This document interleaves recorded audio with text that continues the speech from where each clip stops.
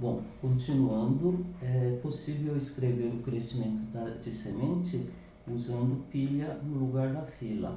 A pilha é uma estrutura do tipo last in, first out, ou LIFO. Funciona como uma pilha de livros. O último livro colocado na pilha vai para o topo da pilha. Na hora de retirar um livro da pilha, o livro que está no topo da pilha vai ser retirado em primeiro lugar. Sempre o livro que está no topo da pilha é o que vai ser retirado primeiro. O que está no fundo da pilha é o que vai ser retirado por último. Aqui temos aqui na figura 6 uma simulação da pilha. A pilha começa vazia e vamos inserir o livro A na pilha. Então esse livro A vai para a pilha. Aqui está do lado direito é o fundo da pilha e do lado esquerdo é o topo da pilha. Vamos inserir um outro livro, o livro B. Aí o livro B vai para o topo da pilha e o livro A está no fundo da pilha, porque o livro A entrou antes de B. Agora vamos retirar um elemento da pilha. Quando retira um elemento da pilha, o livro da pilha, sempre o livro que está por cima, o livro que está no topo da pilha é o que é retirado. Então, nesse caso, vai ser retirado o livro B. Agora a pilha só tem livro A. Aí vamos inserir um outro livro, um livro C na pilha. Livro C vai para o topo da pilha e o livro A continua no fundo da pilha. Vamos retirar um elemento da pilha, vai sair o livro C que foi inserido por último. Vamos retirar um outro elemento, um outro livro da pilha, vai ser retirado o livro A da pilha e a pilha fica vazia. Então, repare que o livro A, que entrou em primeiro lugar, ficou no fundo da pilha o tempo todo. Ela só foi retirado quando não tinha mais nenhum livro em cima dele. Eu deixo como exercício para vocês fazerem em casa a tarefa de reescrever os algoritmos 3 e 4 em C++ e Python, trocando fila pela pilha. O cuidado que vocês devem tomar ao fazer essa alteração de fila para pilha é que usando pilha, se vocês inserem as coordenadas na ordem L seguida por C, na hora de retirar vocês têm que retirar primeiro C, depois o L, porque vocês inserem L vai para o fundo da pilha, C está no topo da pilha. Aí na hora de retirar, quem que vai sair primeiro? O C, que está no topo da pilha, certo? Agora vamos assistir esses dois vídeos, pinta-fila e pinta-pilha, que mostram a diferença entre usar pilha e fila, diferença em que os pixels vão ser pintados. Agora vou rodar aqui pinta-fila, usando fila. Bom, de novo. Aqui. Ó, tá aqui a semente, tá? Aí vocês reparem como os pixels que estão mais próximos da semente usando fila. Aqui estamos usando fila. Os pixels que estão mais perto da semente são pintados primeiro. Os que estão mais perto usando distância geodésica. Isto é, que não pode passar distância usando o menor caminho que não passe pelas paredes, pelos pontos pretos, tá? De novo aqui, ó. O cresce aqui, primeiro são pintados em primeiro lugar aqueles pixels que estão mais perto da semente. Isso em distância geodésica, sem passar mais perto usando distância geodésica. Ó, tá crescendo, né? Até que vai encher a mão inteira do Mickey. Sempre aqueles pixels mais próximos da semente em distância geodésica são pintados primeiro.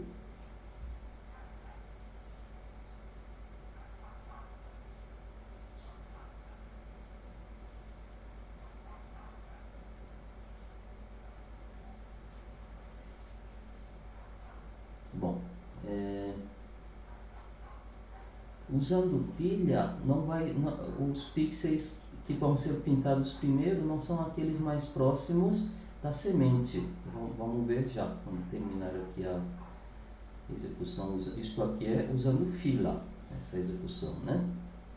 Agora eu vou rodar a mostrar a ordem em que os pixels vão ser pintados usando pilha.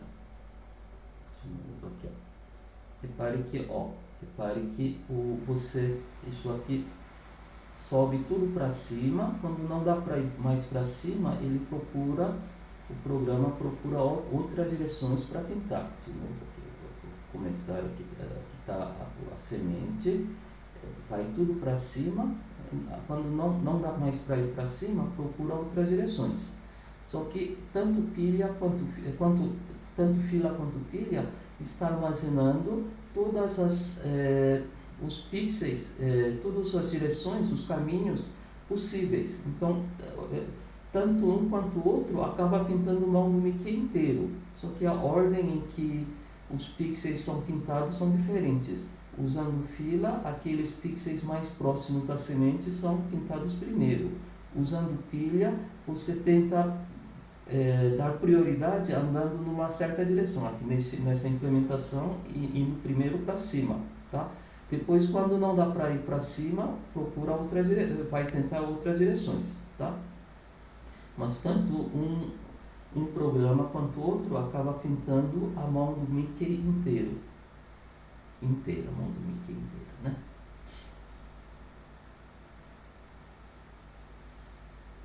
Pintou.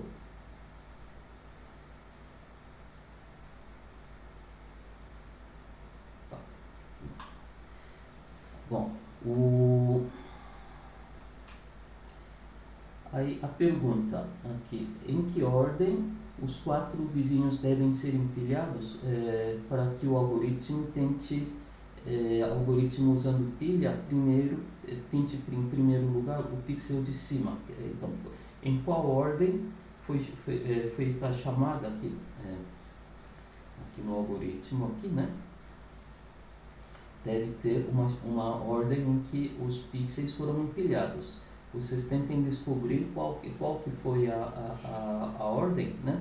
O andar para cima estava em primeiro lugar ou em último lugar, né? Para que o pixel de cima, né? Andar para cima, recebesse prioridade. Tá? Tentem pensar um pouquinho. Uma outra forma de resolver esse problema de crescimento de semente, diferente de usar fila ou pilha, é usar recursão. Recursão, o que é recursão? É chamar uma função f dentro da própria função. Por exemplo, aqui nós temos a função pinta-azul e dentro da função pinta-azul tem chamadas a própria função. Dentro da pinta-azul chama pinta-azul novamente.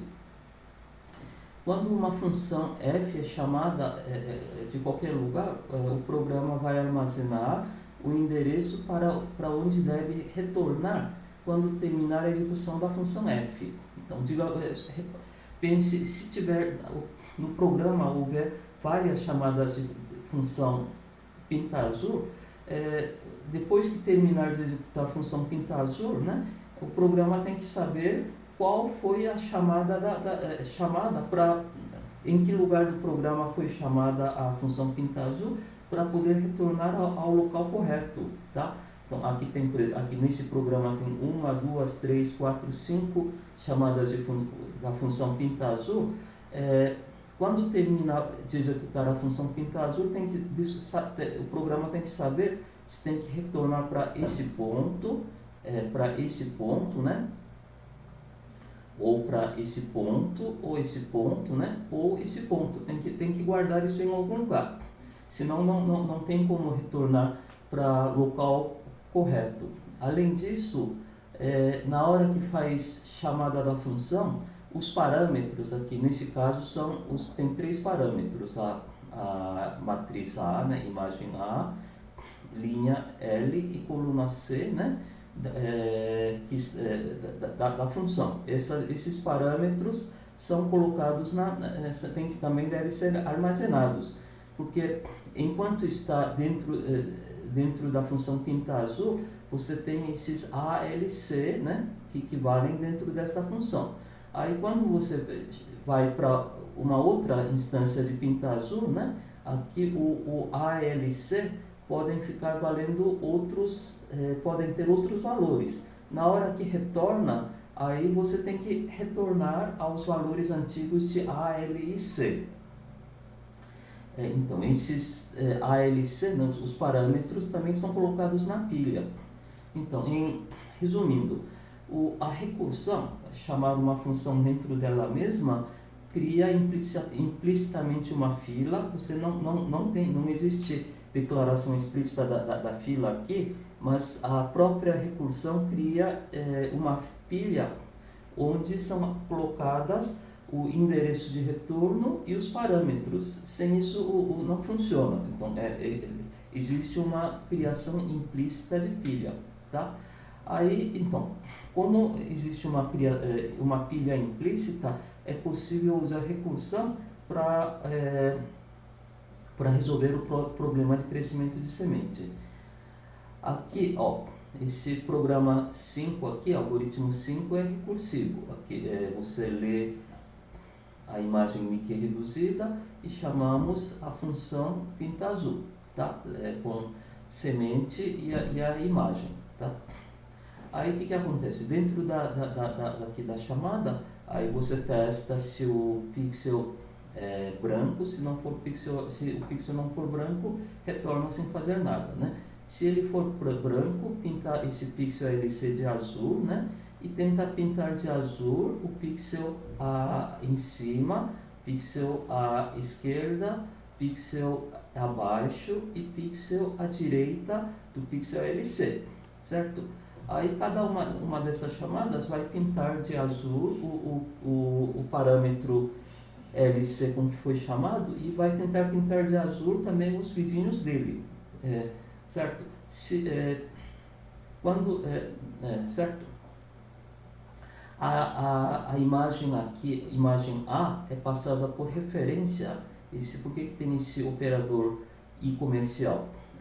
Porque o I comercial indica que o parâmetro é passado por referência, ou seja, é passada o endereço de A, tá? Com isso a gente economiza um tantinho quantidade de bytes colocados na pilha, porque o endereço ocupa 64 bits, certo? Se não passasse por referência, aí a quantidade de bits empilhados seria maior, porque empilharia todo o cabeçalho da imagem A, tá? Podemos executar esse programa aqui aqui. Já está aqui, eu já compilei o programa aqui, recursão, né? Tá? Aqui está o programa compilado, é só executar recursão. Aí ele gera aqui a imagem recursão.png, tá? Onde é que tá? Que é igual aqui, pronto. Que é igual, pintou o cara do Mickey de azul, tá? Da mesma forma que os outros programas, né? Repare que aqui esse algoritmo 5 é mais curtinho do que as outros algoritmos, porque aqui não teve que declarar explicitamente nem fila nem pilha, certo? Se vocês vão executar esse programa recursivo em Windows, você tem que tomar certo cuidado, tem que dizer o tamanho da pilha, porque em Windows, o compilador GCC do Windows, ele reserva pouco espaço para pilha. Em Linux, você não tem que fazer nada, porque tem espaço enorme para pilha, né? Agora, no Windows, você tem que dizer o tamanho da pilha explicitamente. Aqui, por exemplo, escrever aqui na